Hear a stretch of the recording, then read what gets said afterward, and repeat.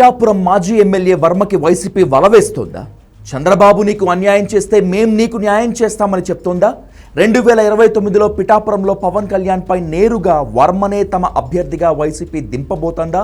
అందుకే శ్రీ వత్సవాయి సత్యనారాయణ వర్మ అయిన దానికి కాని దానికి ఇలా రెచ్చిపోతున్నారా? ఏదో విధంగా తెలుగుదేశం నుంచి బయటపడాలని చూస్తున్నారా? తన సీటుని పవన్ కళ్యాణ్కి కట్టబెట్టి తనకు ఎమ్మెల్సీ ఇవ్వకుండా ఏడిపిస్తున్న చంద్రబాబుకి గట్టిగా బుద్ధి చెప్పాలనుకుంటున్నారా?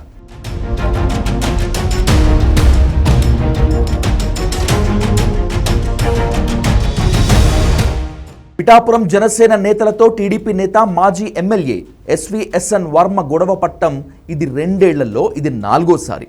కారణం ఏదైనప్పటికీ వర్మ తన నిరసనను ఆగ్రహాన్ని వ్యక్తం చేస్తూనే ఉన్నారు. పిఠాపురంలో తాను చాలా అసహనంతో ఉన్నారని అసంతృప్తితో ఉన్నారనే విషయాన్ని తెలుగుదేశం హైకమాండ్కి క్లియర్ కట్గా చెప్తున్నారు.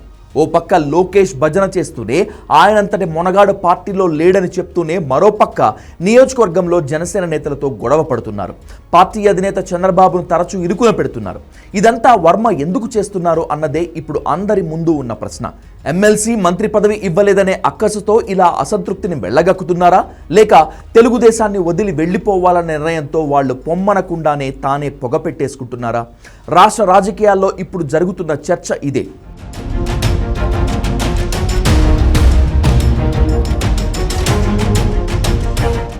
పిఠాపురం అంటే ఎస్వీఎస్ఎన్ వర్మ, వర్మ అంటే పిఠాపురం. తెలుగుదేశం పార్టీ అధికారంలో లేనప్పుడు, పార్టీ తనకు టికెట్ ఇవ్వనప్పుడు కూడా వర్మ తన సొంత బలంతో సొంత ఇమేజ్తో పిఠాపురంలో గెలుపొందారు. అందుకే వర్మ స్పెషల్ అంటారు. ఇప్పటి వరకు పెద్దగా అవినీతి ఆరోపణలు కూడా లేని టీడీపీ నేత ఆయన. అలాంటి వర్మకు మొన్న అసెంబ్లీ ఎన్నికల్లో పవన్ కళ్యాణ్ రూపంలో గట్టి దెబ్బ పడింది. మరోసారి పిఠాపురంలో ఎమ్మెల్యేగా గెలిచి మంత్రి కావాలన్న వర్మ ఆలోచనకు గండి కొడుతూ పవన్ కళ్యాణ్ పిఠాపురం టికెట్ని ఎంచుకున్నారు. దీనికి కారణం అక్కడ 70,000కు పైగా ఉన్న కాపు ఓట్లు. పిఠాపురం తనకు సేఫ్ జోన్ అని, కాపుల ఓట్లు వేస్తే చాలు గెలుస్తాననే నమ్మకంతో పిఠాపురం టికెట్టు కావాల్సిందేనని పవన్ పట్టుబట్టారు. అప్పటికే 2 అసెంబ్లీ స్థానాల్లో ఓడిపోయి ఉన్నారు పవన్. మళ్లీ ఈసారి ఓడిపోతే పరువు పోతుందనే భయంతో ఆయన పిఠాపురం ఎంచుకున్నారు. కూటమి ధర్మాన్ని అనుసరించి చంద్రబాబు పవన్ కళ్యాణ్ మాట ఇవ్వటంతో వర్మ పిఠాపురం టికెట్ని త్యాగం చేసి అన్నీ తానై వెనక ఉండి పవన్ కళ్యాణ్ని జనసేన ఎమ్మెల్యేగా గెలిపించారు. వర్మకు ఎమ్మెల్సీ టికెట్తో పాటు మంత్రి పదవి ఇస్తామని చంద్రబాబు ఎన్నికల ముందు హామీ ఇచ్చారు. కానీ దురదృష్టవశాత్తు కూటమి సర్కారు వచ్చి 2 ఏళ్లైనా ఇప్పటి వరకు వర్మకు ఎమ్మెల్సీ ఇవ్వలేదు. ఈ విషయంలో ఆయన విపరీతంగా రగిలిపోతున్నారు. దీనికి తోడు తూర్పుగోదావరి జిల్లాలో వర్మ హవాను తగ్గించాలని, పిఠాపురంలో వర్మ అనేవాడిని లేకుండా చేయాలని పెండెం దొరబాబు వంటి జనసేన నేతలు రోజుకో ఫిట్టింగ్ పెడుతూనే ఉన్నారు. తన నియోజకవర్గంలోకి వచ్చి తన సీటు కొట్టేయటం మాత్రమే కాకుండా తనకు రాజకీయ ఉనికి లేకుండా చేస్తున్నారనే బాధతో తరచూ వర్మ జనసేన నేతలతో గొడవ పడుతూనే ఉన్నారు. అది ఈ మధ్యకాలంలో పీక్స్కి చేరిపోయింది. ఇంత గొడవ జరుగుతున్నా చంద్రబాబు, లోకేష్లు పట్టించుకోకపోవటం, పవన్ కళ్యాణ్ రియాక్ట్ కాకపోవటంతో వర్మలో అసహనం నానాటికి పెరిగిపోతోంది.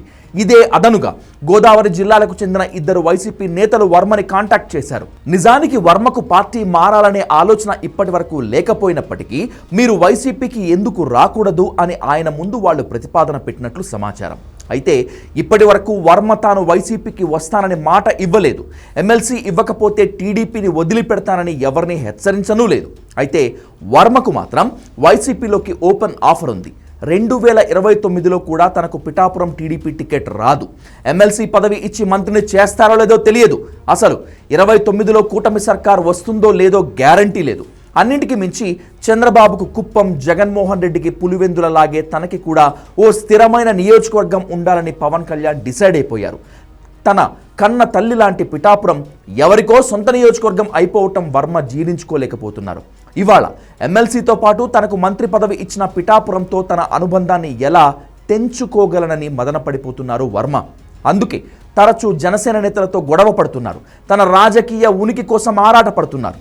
మరో 1.5 ఏళ్ల వరకు ఇలాగే పరిస్థితి కొనసాగితే తనకు ఇచ్చిన హామీని చంద్రబాబు, పవన్ కళ్యాణ్ నిలబెట్టుకోలేకపోతే ఎస్వీఎస్ఎన్ వర్మ వైసీపీకి వెళ్ళిపోవటం ఖాయం. తాను ఏ నిర్ణయం తీసుకున్నా తన సొంత కార్యకర్తలు, నాయకులు తనతోనే ఉంటానని, తన నిర్ణయానికి కారణం ఏమిటో వాళ్ళకి తెలుసనే అభిప్రాయంతో ఉన్నారు వర్మ. ఏం జరిగినా మరికొన్ని రోజుల్లో పిఠాపురం వర్మ మరోసారి వార్తలకు ఎక్కబోతున్నారు.